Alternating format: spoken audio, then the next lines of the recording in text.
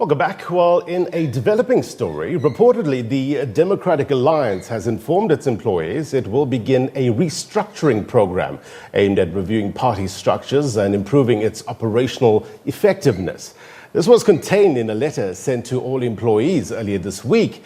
In the letter, the Federal Council informs employees it plans to initiate a Section 189A process in terms of the Labour Relations Act. The letter is being circulated on social media. The party is consulting affected employees to explain the retrenchment process. I want to bring in the DA's Thomas Walters now. Mr. Walters, a very good morning to you.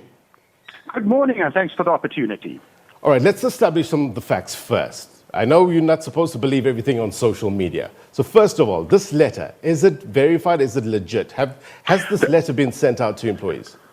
Well, look, I haven't seen every single social media post, but most certainly there was, in terms of labour legislation, a letter was sent out to all employees of the party in terms of the labour legislation processes. The party is, in fact, busy with a restructuring. What I do want to add, it's not a recent event, it's not a surprise, it's actually a process that has started end of last year. In fact, it's mandated by the Federal Council of DA in October 2019, and it's part of the organizational review process that started in July 2019. So this is one part of what the DA is doing to reorientate itself towards the future. So why? I guess the big question is why? Why embark on this restructuring process? And what would it entail exactly?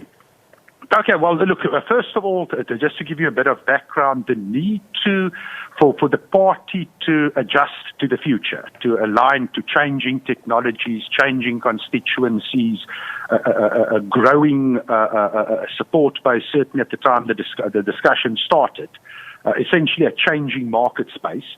The conversation was first raised in 2014 that we need to relook at our systems. It was raised again in the 2016 elections, and the decision to do so was taken in 2018. So it's not something that is actually has anything to do, per se, obviously influenced by it, but it's not.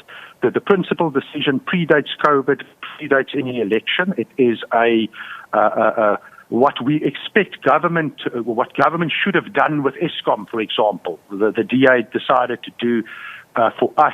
You have to adjust to changing times. Otherwise, to use a bit of business jargon, you enter into the law of diminishing returns. You can't do the same thing again and again and expect better results. And of course, there was a very intensive, detailed analysis that took place over December, February, of all our staff structures, our political structures, and that is part of that process.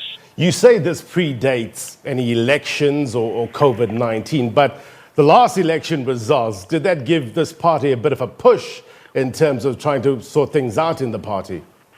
Oh, absolutely. Look, we take our performance very, very seriously. I think it also crystallized in the minds of people in the DA. If we want to fulfill our historic role in South Africa, which I think is highlighted now also by the COVID crisis, similarly there, I think it highlighted the need for the DA to embrace the future. You spoke about a changing market space. What do you mean by this? Well, for starters, I think you referred to it in the beginning of this interview as well, the rise of social media, the decline of print media, that changes the way political parties communicate. If you look at certainly from, we're taking a historic perspective of this, if you take from 1994 to 2019, just the fundamental changes that took place in the Democratic Alliance's support base, where geographically we are present, where we weren't present before. Challenges, of course, to the market space as well. I think you also sit with a far more engaged or potentially engaged call it civil society in South Africa, where people are capable of mobilizing and getting involved. It's something that we need to be responsive. In fact, we should lead it, not be on the receiving end of it, or alternatively be irrelevant with it. I think we're sitting with a far younger electorate that is often not engaged, that we need to engage with. And we have lots of tools and communication mediums available, apart from the traditional approaches that we've taken in the past.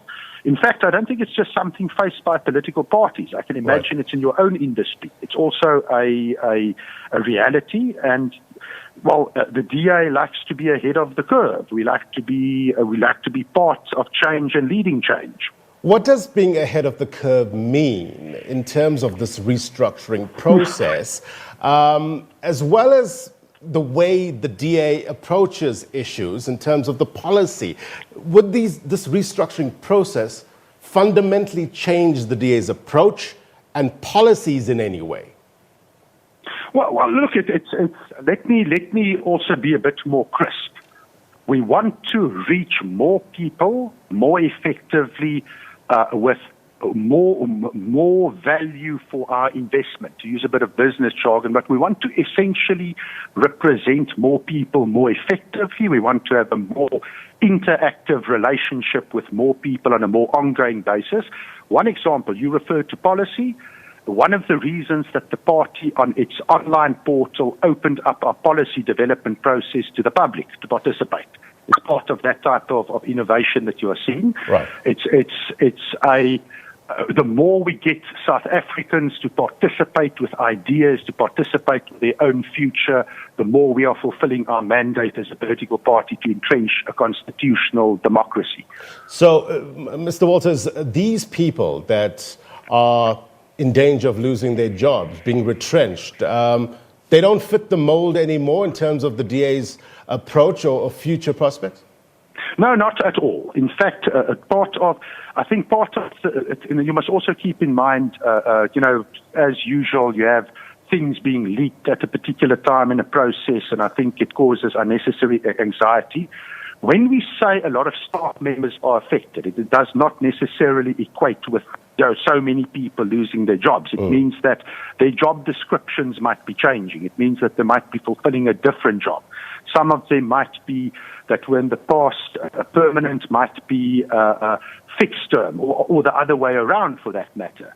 So but will there be job losses, Mr. Walters? There probably will be job losses. How many are we talking about? I don't think it's something, well, that's the point I'm making. We can't at this stage say, let's say if somebody's job fundamentally changed, or that particular job no longer exists, or the job description of the person has changed. It could either mean a job loss, it could even mean a improvement in job, it can mean a different task, it can mean no task at all. So it's going to impact on people differently.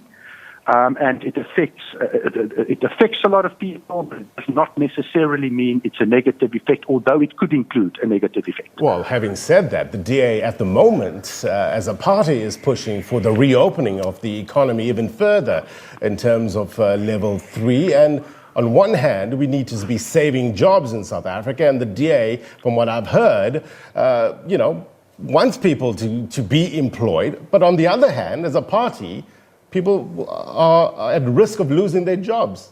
Those two doesn't talk to each other, yeah? Yeah, well, look at it. It's an apparent contradiction, but it's not a contradiction. First of all, there's two things. As I said, this predates the COVID. The process that we're engaging on, it predates the COVID process. But one of the reasons that the South African economy and that we are sitting with call it economy that is stumbling, a SOE sector that is stumbling, call it a clumsy economy to respond to the opportunities of the future, was because government held on to outdated models, held on to industries that are not geared towards the future. It prevented new jobs and new growth from being created. The DA is practicing what it's preaching. You embrace the future, create new opportunities rather than holding on to the past, and ultimately the pain is far worse when it catches up with you.